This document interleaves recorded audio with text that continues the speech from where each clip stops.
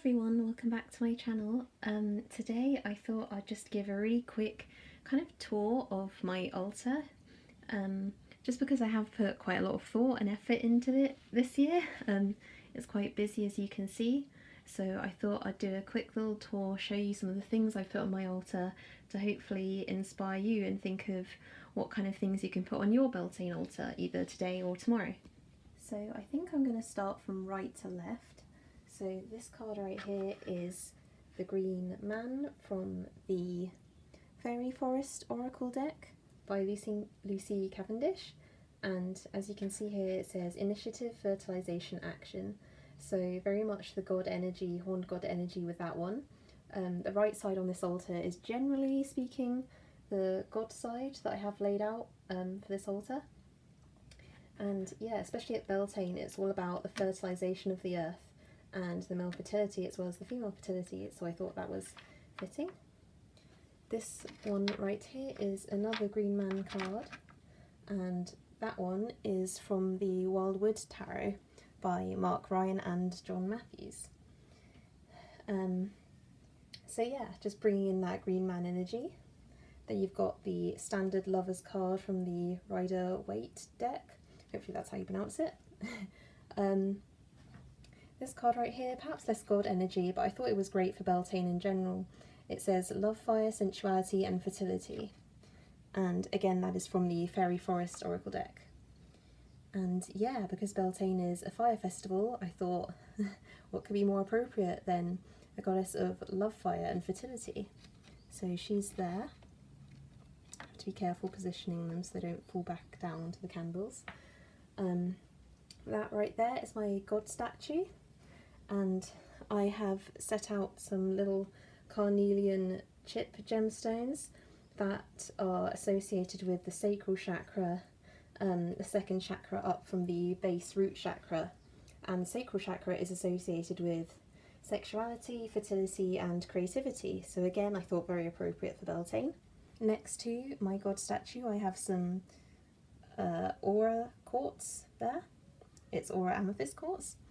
And at the back I have my open journal of, I think it's called Journal Through the Year with the Goddess or something like that.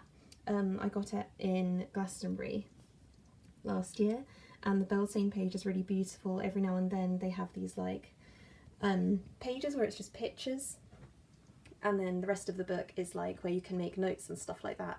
So a bit like a book of shadows, I suppose you could use it for, but I mainly quite like to use it as the back of my altar. As you can see, my altar is kind of like triangle shaped, so having the journal there and then both sides being open on the two sides of the triangle, I think that works quite well. This candle's just gone out. It's a really old candle and it's given up, I think, that big white one. So yeah, sometimes the universe throws us curveballs, I think, just to remind us to stay humble. But you still got that white candle at the back. White is another colour associated with Beltane. To the left of that candle you've got some rose quartz associated with the goddess and love and fertility. Then you've got the Forest Lovers card from the Wildwood Tarot deck again. You have the Green Woman card here from the Wildwood Tarot, and the Life Bringer, which I think is essentially the female version of the Green Man card in the Fairy Forest Oracle deck. So at the bottom it says Establishment, Growth and Fulfillment. Again, very Beltane-y energies, I would say. Right here we have a nice little poem that I received in an Etsy order for some bath rose petals and stuff. And yeah, it's a really pretty poem, so I thought I would love to have it on the goddess side of my altar. So I think that's really cute, just a nice little verse to have there. Now this section is kind of the fairy section, because as you might remember in my last video I talked about how Beltane is really a festival that's kind of linked to the fae in a lot of ways. So you've got my little white fairy statue here. This is some citrine, which for me is just a stone of joy and happiness. Very much that Beltane vibe, kind of fiery as well in a way, so you've got the fire festival energies. This is aura quartz, so it's really beautiful and mesmerising. I can't stop staring at it. It's just, I mean, when you look at it, it's kind of enchanting, like the face. So there's that goes there in front of her as an offering. And then I've just got some glass that I found out on a walk, because fairies like small little interesting things like that, I guess. And green, so another Beltane colour. And then you've got some, you can barely see them against the white of this statue, but you've got some rose quartz chips there, just for the extra love and feminine energy again. This right here is Avalon loose incense from the brand Starchild, based in Glastonbury. And yeah, it's got so many beautiful colours in it. It's not focusing, there we go. Yeah, so it's got some gorgeous colours in there, very red and fiery again. And Avalon is associated with the fairies, basically. So that's a nice one that I think I will burn as an offering to the fairies later on, maybe this evening or tomorrow. And then you have some spirit quartz, spirit amethyst quartz, which again I think is associated with the fae. So yeah, you have my little triangle of candles here, and we have had some candle malfunctions.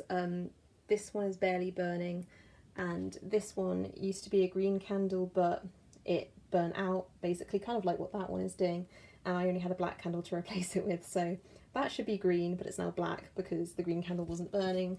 That's barely just burning. But you've got red, green, red, white, red, should be green, red, white. The colours are Beltane, basically, red, green and white. And then along the bottom here you have these little nutshells that I'm going to use later for giving offerings to the fairies, and I'm going to leave that in my local wooded area. One of my favourite parts of this altar is, oh yeah, I forgot to mention, these are some roots that I just found out on a walk. I thought they were really intriguing and had that wild, godlike energy. This is a nice stick that has little, it's like a two, you can't really see it that well, but it kind of resembles horns, just because one goes up on one side and then one goes up on the other side, like two horns, I guess. So that's on the god side. I was hoping to do some wood burning into it as well. Now we have these rune stones right here. The one on the left is one I made myself when I was very young. And this one here is one that I bought in Glastonbury, a lovely green aventurine set with gold paint in the shape of the runes on them. And this rune is Thurazaz. It's associated with Thor, very masculine energy, and it's all about male fertility. So that goes on that side. And then on the goddess's side we have my lovely Aphrodite statue here, and she also has some rose quartz chips at the bottom, also some Himalayan salt there, just for that extra love and purification. But yeah, the rune on this side is Beltane, and any of you who know runes, you might know that Beltane is very much a symbol of the divine feminine. You've got two little bumps here, and that's kind of the breasts, and that's the belly, and it's the letter B, so it's got that alliteration there as well. And it's very much divine motherhood, divine feminine, and at this time of year at Beltane, we're thinking about the maiden who is soon to become the mother after she performs the great rite with the god, obviously. So I thought that was quite a nice one to have. Now for the section in the middle, this is just a flower crown that I have hung over the top. It's not real flowers, unfortunately, I wish it was, but white and green, very nice seasonal Beltane colours. In the middle, this is my incense burning dish, but currently I have some tree sap in it, or amber, that I collected a while back. I have a really big collection of it now, as you can see, and I just adore the fiery colours in it.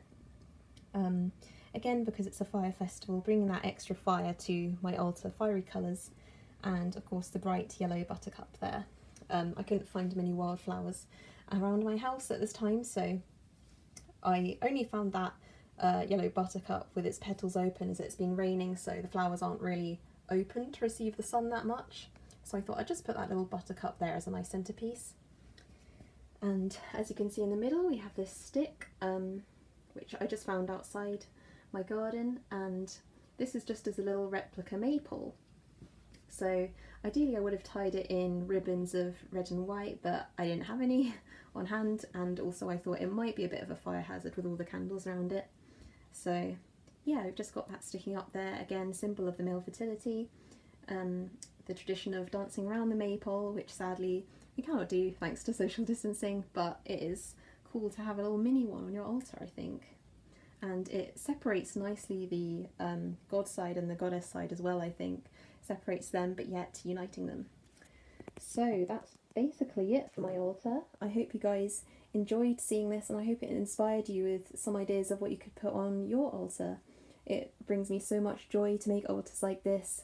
Just think about the god and the goddess while I'm doing it, the act itself kind of being a devotional activity. And yeah, I hope you guys feel the same way too, and let me know in the comments if you have made an altar of your own this Beltane and what you included on it, because I'd really love to know and compare notes. So thank you all for watching, and blessed be.